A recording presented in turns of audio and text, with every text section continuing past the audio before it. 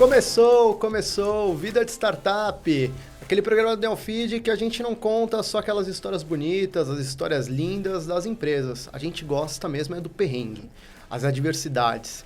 Eu sou Rodrigo Loureiro e hoje eu tô aqui com Tatiana Pimenta, cofundadora e CEO da Vitude, plataforma de psicologia online, uma das principais empresas do ramo aqui no Brasil. Tatiana, seja muito bem-vinda. Obrigada, Rodrigo. Um prazer estar aqui. Eu que te agradeço. E se você quiser assistir esse programa ou os outros programas do Neofeed, pode acessar o nosso site www.neofeed.com.br. Os programas vão estar lá, vai estar no YouTube, vão estar em todas as redes sociais. Podem acessar lá. Tatiana, esse setor de psicologia online ficou consolidado nos últimos anos, e só que para vocês chegarem e se tornarem um grande player, vocês enfrentaram muitos desafios. Um deles foi encontrar investidores para o negócio. Vocês bateram na porta de muitos investidores. Como é que foi isso? Boa. Acho que a primeira coisa, quando a gente começou a falar, né, quando a gente fundou a Vitude em 2016, pouco a gente falava de saúde mental. Ainda era um tema acho que ganhou mais abertura com a pandemia, mas um tema muito pouco falado, rodeado de tabu, de estigma. E principalmente a ideia original da Vitude, que era ser esse marketplace que conectava pessoas, né, que queriam fazer terapia a psicólogos, ele partia de uma premissa que a gente ia dar acesso a serviços de terapia por meio do serviço digital, né? A gente tinha uma estatística que vinha do DataSUS, onde metade dos municípios brasileiros não possuem nenhum profissional de psicologia, e a gente é o país mais ansioso do mundo, o segundo mais estressado e o quinto mais deprimido. Poxa, tem várias pessoas vivendo em cidades onde não tem os profissionais de psicologia, a gente poderia chegar lá por meio da terapia online. Mas que maravilha de estatística, né? O quinto mais estressado? É o segundo mais estressado, o quinto mais deprimido e o primeiro mais ansioso do mundo. Nossa, que maravilha. É pesado. E a gente vive num país gigantesco, né? As pessoas não tinham acesso. Quando a gente pensa em cidades menores, se eu pensar em São Paulo, né, você consegue encontrar um psicólogo por meio da indicação, ainda assim é algo difícil. Mas, naquele momento, quando a gente decidiu fazer isso, para quem pensou na ideia, parecia algo simples, mas a gente tinham dois entraves, né? A questão do próprio preconceito, das pessoas não aceitarem bem falar do tema. Tinha uma questão regulatória, porque até então terapia online não era uma modalidade regulada no Brasil. A gente tinha uma regulamentação que dizia sobre um outro tipo de serviço, que era a orientação psicológica, onde existia uma limitação de números de sessões e até mesmo da profundidade com que o profissional poderia tratar aquela questão ali. Então, não era chamado de psicoterapia. Isso tornava mais difícil a gente falar de um modelo de negócios que pudesse ser sustentável no futuro. Então, quando a gente começava a apresentar o desenho, né, para possíveis investidores, e no começo, obviamente, falando com investidores anjos, existia muita dúvida, mas será que em algum momento terapia online vai ser regular? Será que a gente vai tirar da mesa esse risco da regulamentação? Então, não existia muito um cenário de possibilidade se a gente teria ou não a regulamentação. A outra dúvida era, será que alguém, algum dia, vai fazer terapia online? Será que as pessoas vão aderir a esse serviço? Não, terapia é um serviço onde as pessoas querem ir ao consultório do psicólogo, querem ter aquele contato presencial, e mesmo a gente apresentando todas as estatísticas, né? Poxa, olha, tem tantas pessoas que moram em cidades onde não tem um profissional, tem tantas pessoas sofrendo com esse transtorno, vinha sempre a pergunta, né? Mas, poxa, as pessoas não estão usando o serviço. Então, isso tornou bastante difícil a nossa caminhada. A Vitude foi fundada em 2016, e até quase o final de 2017 a gente não conseguiu levantar nenhuma rodada de investimentos, o que tornou a nossa vida bastante difícil, até porque quando você está investindo, quando você está empreendendo bootstrap, uma hora o dinheiro acaba. E quantos pitches vocês fizeram desde então? Naquela época, até vocês conseguirem levantar o primeiro investimento? Olha, acho que pensando aqui que foram mais de 18 meses, né? Desde o momento da ideação, onde a gente começou a fazer o MVP, fazer as interações, eu diria que a gente deve ter feito ali pelo menos uma centena de pitches para vários grupos ali de investidores, né? Então, qual que era o risco, basicamente, assim? O principal risco era de não ter mercado mesmo. Acho que o que mais a gente recebia de questionamento quando estava fazendo um pitch era, poxa, mas esse mercado é pequeno. E eu falei, gente, como é que é pequeno? Essa era a minha maior... tipo, peraí, tem o segundo país mais estressado, deprimido, enfim. Exato. Como que é pequeno? E aqui, para mim, isso perdurou não só na rodada Anjo, até o Série A eu ouvi muito desses questionamentos. O mercado é pequeno, a gente não acredita no mercado, a tese não é algo que faz sentido. Porque apesar da gente pensar, se eu pego o mundo, tem 1 bilhão de pessoas com transtorno mental. Se eu pego o Brasil, tem mais ou menos 60 milhões de pessoas.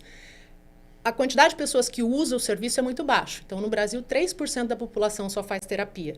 Então, a gente estava fazendo o dimensionamento do mercado pelo tamanho potencial. Quantas pessoas estão doentes e quantas pessoas deveriam usar o serviço.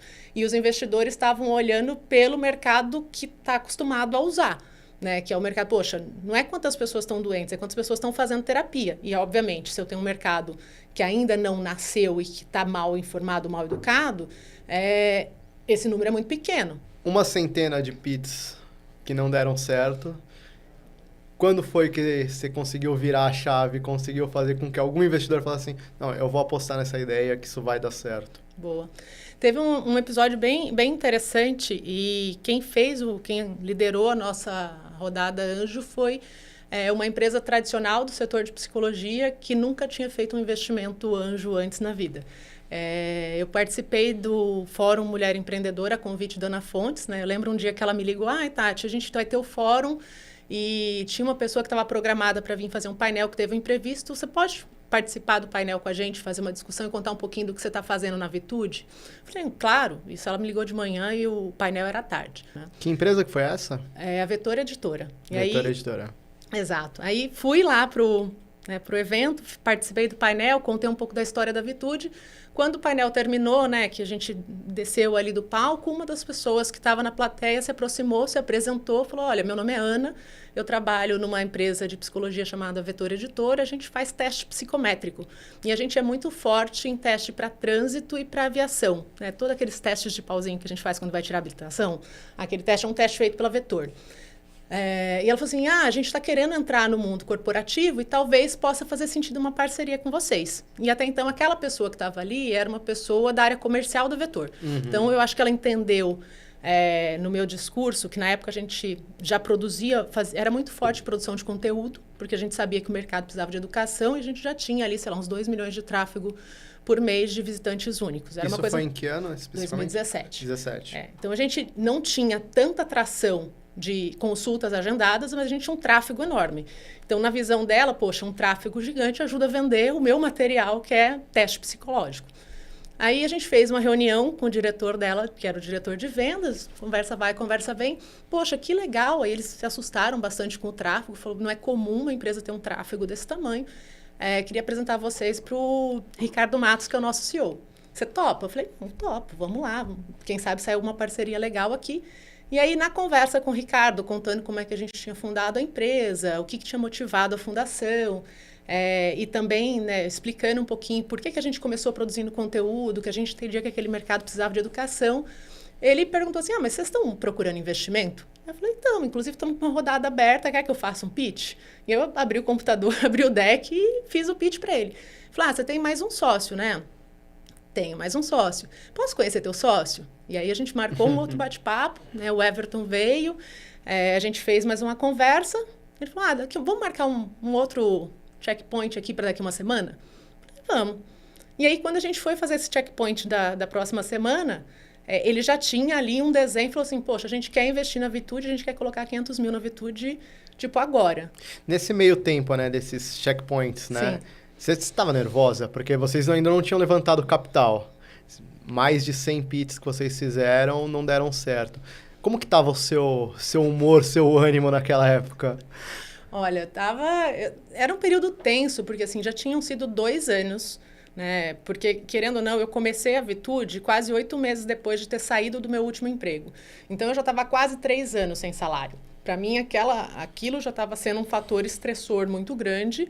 E, obviamente, depois que você aposta todo o patrimônio, porque eu vendi carro, peguei todo o meu fundo de garantia, todas as reservas financeiras que eu tinha e all-in na empresa.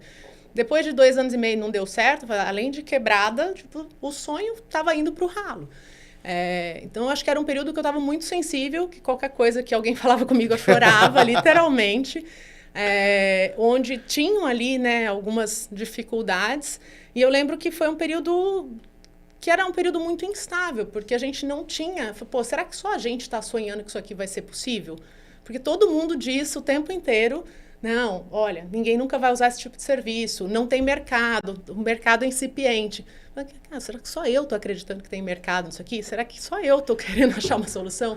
Então, acho que foi uma fase em que eu comecei a me questionar muito, né? Eu comecei a me colocar em xeque, ter dúvida. Mas será que eu sou a melhor pessoa para estar aqui? Mas será que esse negócio vai funcionar mesmo? Será que todo mundo que me disse não estava querendo me dizer alguma coisa?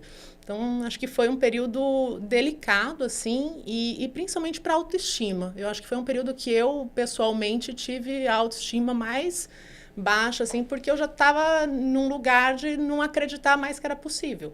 Então, eu já estava naquela fase, poxa, vamos começar a pensar no atualizar o currículo no LinkedIn, mandar para algum headhunter, ver o que dá para fazer. Porque depois de, sei lá, quase 300 não, se eu pensar os pitches para os sindicatos de anjos... Exato.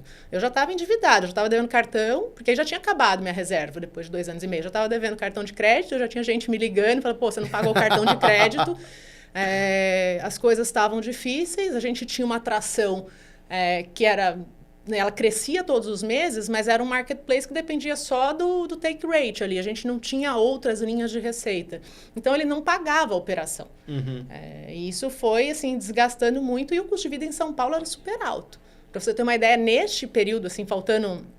Naquele ano de 2017, foi um ano que eu tentei reduzir o meu custo de vida ao máximo, porque, tipo, aonde que eu consigo economizar? Eu já tinha parado de gastar com absolutamente tudo que você imaginar que fosse supérfluo. Roupa, sapato, nada. E aí, o que era mais alto no meu orçamento era o meu aluguel. E eu morava com uma amiga, né? A gente dividia apartamento na época.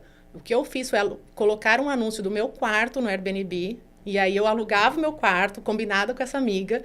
Eu ia para casa de outras pessoas, então eu ia para casa de uma amiga minha da época de faculdade, ficava lá na casa dela, e aí era o período que eu precisava ali de, sei lá, 16, 17 dias por mês, que dava mais ou menos o que eu gastava de aluguel. Então, eu basicamente não tinha casa, eu estava vivendo de favor na casa das outras pessoas para eu não ter o custo de aluguel, porque na minha cabeça, se eu entregasse o apartamento sem renda, sem nenhum comprovante de renda, como é que eu ia conseguir alugar de novo outro apartamento? Então, tinha ali algumas coisas e foi um ano bem difícil. Porque aí você já não tem nada. Você só recebe não. Você está devendo, as pessoas do cartão de crédito estão te ligando. Você não consegue nem comprar uma roupinha nova para subir o ego. Não é nem a questão da roupa. Tipo, toda vez que eu ligava para alguém, posso ficar essa semana na sua casa? Tipo, para mim aquilo era um sofrimento. Fica chato, Exato. né? Exato. Então, foi um período, assim, muito delicado, assim, de sofrimento mesmo, mas que hoje eu olho e falo assim, nossa... Que bom que passou, né? Passou. Exato. Essa persistência dos empreendedores é algo que a gente escuta bastante. A ideia nessa tese, né, que a gente fechou em março, era justamente seniorizar o time e lançar alguns produtos importantes. Por exemplo, uma das teses que a gente já carregava desde o começo ali, logo depois que a gente fez o seed e foi trabalhando as primeiras contas corporativas, foi entender que a maioria das empresas tinha dificuldade em provar o ROI para suas organizações. Poxa, a gente quer investir em saúde mental, mas até então isso é visto como custo. Uhum. Né? Como é que eu começo a cruzar dados e usar dados de forma que eu consiga mostrar para o meu principal stakeholder, seja o CFO, seja o CEO, que esse negócio é viável, que se paga. E agora vocês estão começando a utilizar dados na plataforma. Então, a gente tinha essa tese e foi uma o Use of Proceeds era para desenvolver essa solução que a gente lançou esse ano, que se chama Vitude Insights, e justamente para ajudar as empresas no cálculo de ROI e VOI, principalmente para cruzar dados. E não só isso, para a gente conseguir melhorar a qualidade de vida das pessoas, porque o que acontece hoje na maioria das empresas é que elas ficam sabendo do adoecimento quando ele já aconteceu, ou quando ele já é um custo para a organização. Então, eu sei que o Rodrigo está com problema de saúde mental quando você entrega o atestado. E a nossa proposta com Vitude Insights é que a gente comece a fazer busca ativa por meio do cruzamento de alguns dados, usando ali inteligência artificial e análise de dados para a gente chegar antes nas pessoas. Então, por exemplo, a gente tem uma multilateralidade dessas informações. O paciente, por exemplo, aporta ali dados de sono, de humor, o psicólogo consegue reportar alguns dados para ele, a jornada que ele navega ali na plataforma também traz alguns insights e a gente tem a possibilidade, por exemplo, de cruzar os dados da operadora de saúde. Com isso eu posso, por exemplo, olhar pessoas que são hiperutilizadoras da rede ou que foram muitas vezes ao plano de saúde ou que foram muitas vezes ao pronto-socorro. Uhum. Pô, por que essa pessoa foi 4 vezes ao pronto-socorro? O que aconteceu? Será que foi uma crise de ansiedade? E aí você começa a cruzar alguns dados e fala assim, essa pessoa talvez se beneficie de uma sessão de terapia. E você começa a pôr na jornada dela a possibilidade dela ir, de fato, ao psicólogo. Isso faz com que eu consiga chegar antes. E aperfeiçoar a própria plataforma, né? Pensando Exato. em novos produtos, novos tipos de terapia. Exato. Porque acho que o ponto é, num primeiro momento, você tem um dilema que é o dilema do acesso, né? Eu vou até pegar um caso de um cliente nosso, que é o Grupo Boticário. Quando eles começaram a trabalhar com a gente, que foi no início de 2020, o que eles queriam era dar acesso à população de colaboradores para os serviços de terapia. Com o passar do tempo, eles foram entendendo que eles podiam chegar antes nas pessoas. Então, eles começaram a colocar alguns tipos de escalas, por exemplo, no exame ocupacional. E com isso, eles começavam a identificar algumas pessoas e convidar as pessoas a fazer parte do programa. Hoje, eles conseguem, né, reduzir o nível de criticidade e eles têm menos pessoas ficando em estágios mais agravados e, com isso, a empresa tem um retorno sobre o investimento que é muito expressivo e faz com que a companhia como um todo consiga reinvestir, né, esse dinheiro e consiga sempre cuidar e ter mais qualidade de vida para as pessoas. E aí você tem pessoas com maior qualidade de vida e a empresa tem melhores resultados. Deixa eu te perguntar, vocês começaram no B2C, foram para o B2B, só que durante muito tempo vocês ficaram conhecidos como uma empresa que trabalhava no B2C, Sim. trabalhava diretamente para o consumidor. Vocês começaram a fazer um rebranding recentemente. Me conta um pouquinho, qual que é a estratégia, assim? Acho que o principal ponto é que quando a gente nasce lá em 2016, ela nasce da ideia de duas pessoas que tinham tido algum problema de... Eu tive depressão e o Everton teve burnout. Então, a gente criou a empresa do ponto de vista de um lugar de um paciente que precisava buscar ajuda e que não conseguia. E durante muito tempo a organização foi, né, a comunicação, a forma como a gente chegava ao mercado estava pensado para o B2C. A gente começou a transitar para o B2B em 2019, quando a gente faz o Seed, mas vem a pandemia e a gente meio que reagiu à pandemia, a gente cresceu, né, eu falo que 2020 e 2021 a gente vendeu para todo mundo que queria comprar.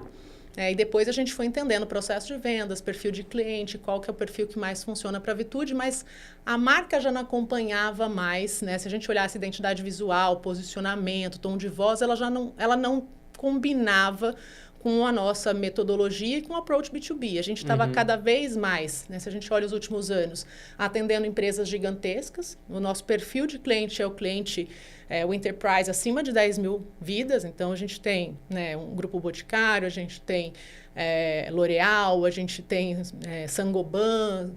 Então, tem várias empresas aqui de grande porte, Banco do Brasil, por exemplo, que são empresas gigantes e que a gente precisava conversar com essas organizações. A marca já não dizia mais sobre o que a gente estava fazendo, a gente sentiu a necessidade de fazer, né, esse exercício de olhar o mercado, olhar para dentro de casa, fazer um projeto estratégico de reposicionamento e a gente lançou, né, a marca nova, a identidade nova, no dia 10 de outubro, que foi o Dia Mundial da Saúde Mental esse ano, então está mais ou menos recente que a gente fez esse lançamento. E junto, né, com essa decisão de lançar, a gente também lançou um evento chamado Vitude Awards, que é um evento que premia empresas que estão fazendo projetos disruptivos na área de saúde mental. Então, veio meio que casado a ideia de eu preciso criar uma premiação que dê visibilidade para pessoas e organizações que estão fazendo projetos diferentes nessa área, porque não existia nada nem no Brasil nem fora, junto com a marca. Então, a gente fez o evento, né? A gente premiou as empresas e as pessoas no mesmo dia que a gente lançou a marca nova ao mercado. E a ideia é a gente agora fazer o desdobramento da marca no produto, nas coisas que a gente está colocando no mercado. O próprio Vitude Insights vem nesse barco também. Hoje, vocês competem contra outras startups que também estão conseguindo captar muito dinheiro, tem uma base grande de clientes. Como que você está vendo essa competição? Está mais difícil agora ou pelo setor já está mais consolidado, fica até mais fácil de levantar dinheiro? Como que você está vendo isso tudo? É uma pergunta bem interessante. Na verdade, assim, o mercado como um todo, na minha visão, ele está nascendo ainda. Né? Por mais que a gente fala que a gente ganhou um nível de maturidade, a pandemia trouxe ali uma quebra de paradigma, ainda são muito poucas empresas que têm um programa estruturado de saúde mental. Né? Por todas as nossas conversas aqui, é menos de 5% das empresas brasileiras que têm um programa. Muitas falam, a gente tem aqui uma solução de saúde mental, mas o que elas têm é aquele canal 0800 para emergência. Então, eu tenho ali uma ação pontual, até fiz um post recente no LinkedIn falando disso. Eu tenho ali uma ação pontual no Setembro Amarelo, no Janeiro Branco, na reunião da CIPA, tenho o canal lá telefônico 0800 para emergência, mas eu não olho de forma estruturada para a saúde mental. Eu não consigo calcular o ROI ainda. Eu não consigo fazer com que os meus indicadores de negócio melhorem. Quando a gente fala de um programa estruturado, normalmente ele ajuda as empresas ali a reduzir o absenteísmo, reduzir o turnover, reduzir a sinistralidade, e a gente consegue acompanhar isso por meio de dados. Então, acho que quando eu penso na concorrência, eu falo, acho que ainda até faltam players no mercado, porque o mercado é gigante, o potencial, né? Vou voltar para a discussão dos investidores aqui. E o que eu tenho percebido, diferente das últimas 3 rodadas, seja a Anjo, a Seed e a Série A gente precisou promover um roadshow para levantar uma rodada, todas as vezes que a gente captou. Neste exato momento, a gente é procurado quase que toda semana por vários fundos querendo... Putz, vocês não estão captando? Não, a gente tomou uma decisão estratégica aqui de seguir por uma linha mais de eficiência de capital. A gente preservou o caixa ali que veio com Série A e a gente talvez só vá captar quando a gente sentir que o inverno das startups melhorou um pouquinho, né? Então, a gente está imaginando captar só lá para 2025, mas estamos observando. E o fato curioso é que a gente tem recebido cada vez mais convites de fundos para tomar um café, para bater um papo, querendo, inclusive, investir, falando, poxa, mas o mercado está se movimentando para uma consolidação, vocês não querem captar para fazer uma aquisição? Como o discurso mudou, né? Exato. Então, me leva a crer que a próxima rodada eu vou ter mais oferta do que teve no passado. Agora é você que está falando não. Na verdade, agora eu tô tomando café como, tipo assim, vamos tomar um café? Tipo assim, vamos bater um papo, eu te conto do mercado, eu te conto do que eu acredito, te conto o que eu tô vendo pro futuro. E tem sido conversas muito ricas, né? Que a gente acaba aprendendo muito, porque são pontos de vista diferentes. Um setor tão importante, né? Algo tão necessário nos dias de hoje. A gente espera, a gente fica na torcida para que os investidores olhem cada vez mais, né, para essa área, acho que é tão importante.